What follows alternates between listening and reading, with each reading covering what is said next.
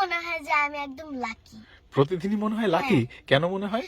কারণ আমি যেই দেশে বর্ন হয়েছি, হ্যাঁ যে দেশে জন্মগ্রহণ করেছি, হ্যাঁ সেই দেশে হিন্দু, খ্রিস্টান সব ধর্মের মানুষের সাথেই আমরা মিশতে পারি। এক্স্যাক্টলি, আমরা এমন একটা দেশে জন্মগ্রহণ করেছি যার নাম হচ্ছে বাংলাদেশ। হ্যাঁ। এবং এই দেশে আমরা হিন্দু, মুসলিম, খ্রিস্টান, বৌদ্ধ সব ধর্মের মানুষ একসাথে মিলেমিশে থাকতে পারি। একদম রাইট। আবার জানো কালকে কি হয়েছে? কি হয়েছে আম্মু? কালকে আমরা 3 ফ্রেন্ড মিলে একটা পিকনিক করেছিলাম টিফিন টেবিলে। ওরে বাবা, কোন কোন ফ্রেন্ড?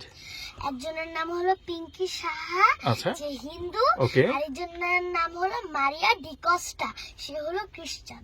ওকে, তার মানে তোমরা 3 ফ্রেন্ড। হ্যাঁ। তুমি হচ্ছে মুসলমান সুজানা, তোমার সঙ্গে ছিল তোমার একটা হিন্দু ফ্রেন্ড যার নাম হচ্ছে পিঙ্কি সাহা, আরেকজন ছিল খ্রিস্টান ফ্রেন্ড যার নাম হচ্ছে মারিয়া ডি কস্টা।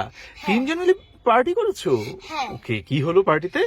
শুনো, আমি এনেছি সসেজ, আচ্ছা। তারপরে আমার ফ্রেন্ড পিঙ্কি এনেছিল হলো সমুচা, আচ্ছা।